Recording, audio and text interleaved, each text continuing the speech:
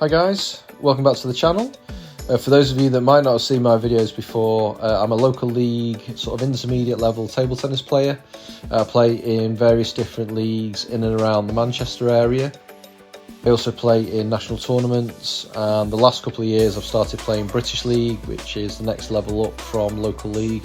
So standard is excellent. It's been a fantastic experience for me. What I like to do is document my matches, my training and coaching. I also do vlogs on the tournaments that I play, and I like to sort of share as much as I can about the stuff that I'm working on, with a view that, you know, hopefully if things are kind of helping me to improve, then they'll help you guys to improve as well. So this should be quite a good video actually. It's with George Lennon, who is an excellent coach based in Warrington. George was actually one of my first coaches that I had when I first started playing table tennis properly, which was probably about 10 years ago now. He really took me from almost a complete beginner to a fairly competent local league player, and George was definitely responsible for improving my forehand. I mean, I would say the first couple of years that I played, I didn't really have much of a forehand at all, and the things that we worked on really set me on the path to having a pretty strong forehand. So this video is actually going to be looking at the backhand side. George has been watching a few of my matches recently, and he's kind of felt that I've almost been caught between two different techniques when I've been playing my backhand. It's obviously been getting better, but he still feels that there's quite a few things that I can work on that can help me to improve. So he said, let's get together, let's have a little bit of a chat and just have a bit of a session. And I want to just share with you some of the things that that I've kind of picked up in terms of being able to improve the backhand and try and take it to the next level. So I hope you enjoy this video. It's really good, some really good tips in it, and let's get stuck in.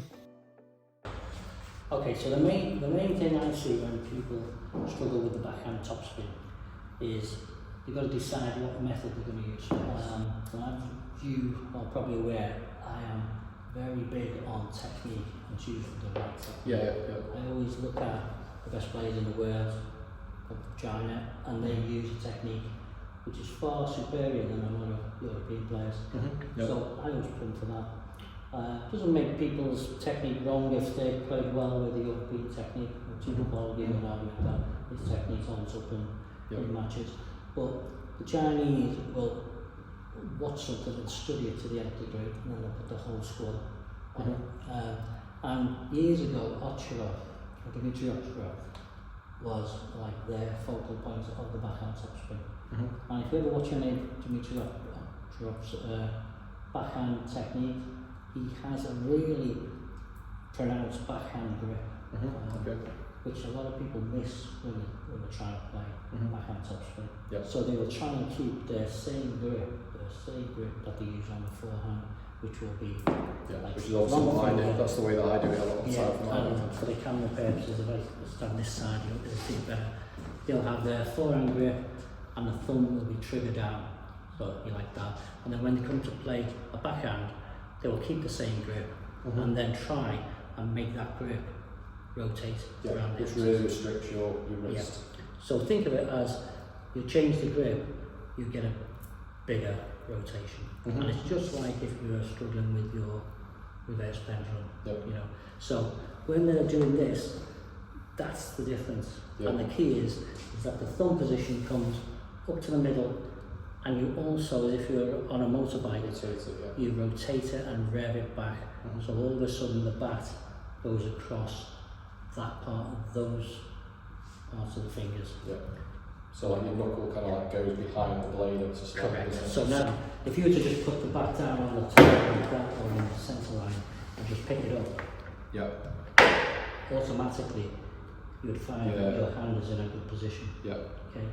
You can just turn it from there, and from there, if you put your elbow forward, if you notice your elbow and your shoulder are already forward, and that means you can then. So the other thing as well, so does this mean that your finger is no longer?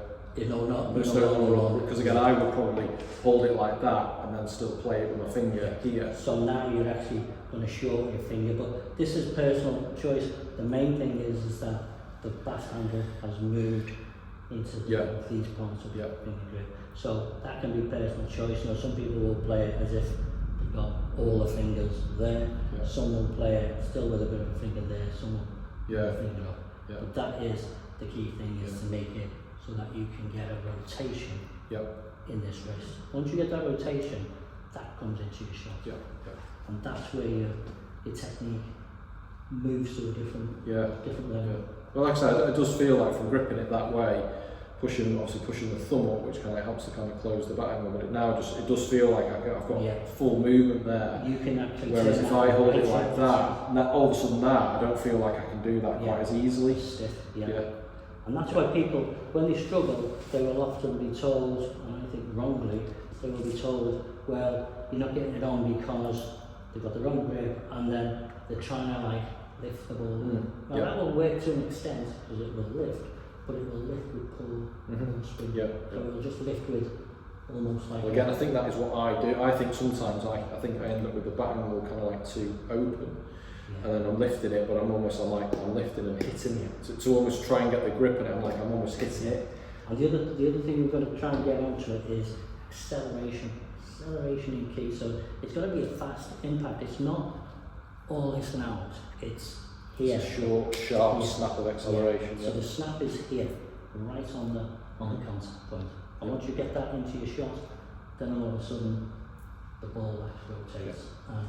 As we've shown when we were doing our lesson before, you can get over the table, have the back facing back towards you. And a short shot, just to spin on and take the ball. So remember. So a good starting point is to just put the bat flat on the middle line and line up to the middle line. I'll field them right down the middle line. So if I come down the middle line, you square up to the middle line there, and just start your back position so your hand is coming towards us. Now I'm just going to start short, so we'll start over the table. So there's not a lot of movement in. You can already have your leg forward on the shot. So we'll do it with just a plain ball. That's a nice shot. And you can see it automatically. You've now got a fast acceleration. So anyone watching there is saying, well, that's okay because that's on a push ball. It is a push ball, we're not putting heavy spin on it. But this is just getting your wrist to fire. So we're just going to go flatter over the top. And get that feeling of angle forward. Okay? So angle forward. And really rotate the wrist. That's good, okay? So now as we develop that, we go a little bit further back and just start adding a little bit more backspin on the ball. And we're still going to take it over the table. Go and increase the rotation. That's it. So, angle back towards you. Okay, that's good spin. There's the contact point now more around, the lower edge of the bat. And coming round from your position, the left hand side of the ball, as I'm looking at more on the right hand side of the ball. So a little bit around the right foot, the left hand side as you look at it. That's it. There, good job. And just so that people can see there's a bit of spin on it, if you just play it plain back or just play make a plain push, there's your spin on the ball, so it's going straight down.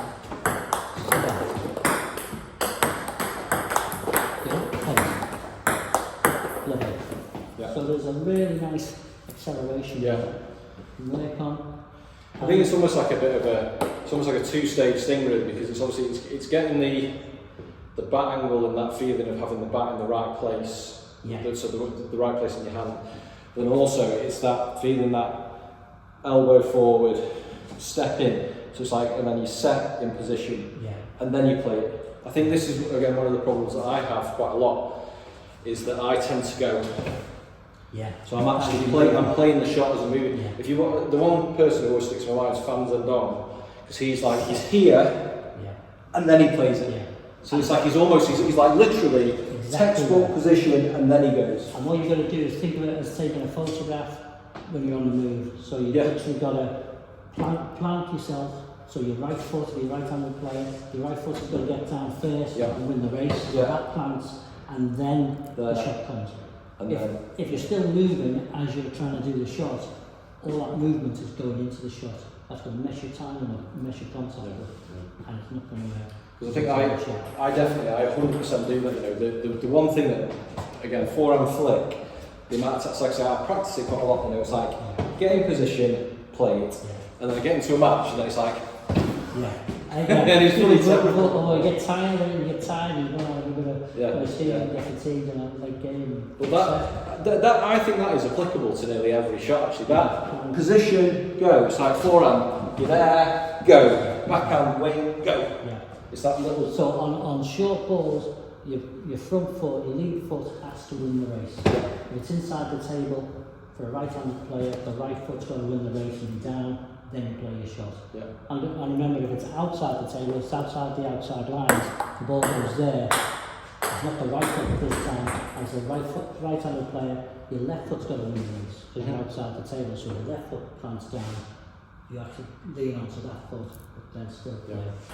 So for this, it's almost like I've almost got to kind of like I can be ready to play the shot, but then if it comes a bit further, I just don't have to step in quite as far, but I can basically use the same technique, isn't it? Okay.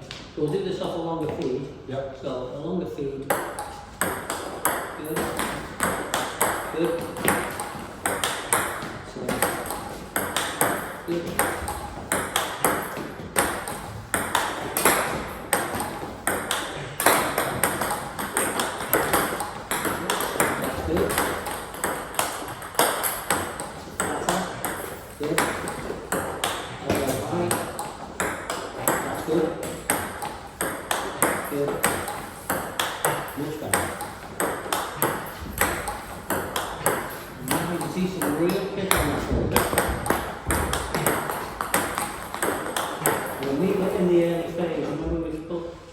Three different drop points on the ball, or the early phase.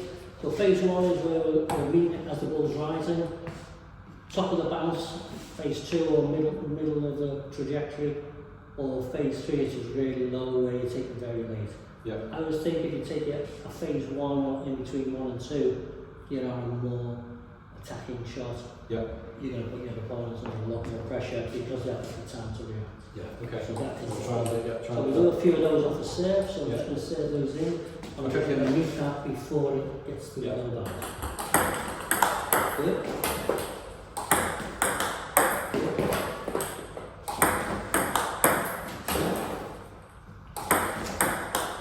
Really good.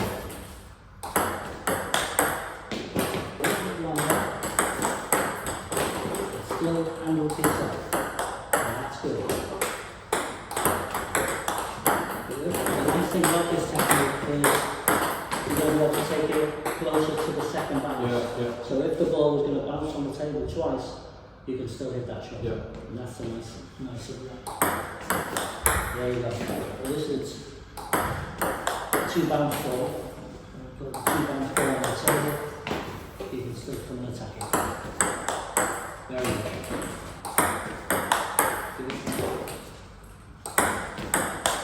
Very good. Okay. So that's Yeah, a lot to work on. Yeah, thank you very much, George. Brilliant, Thank you.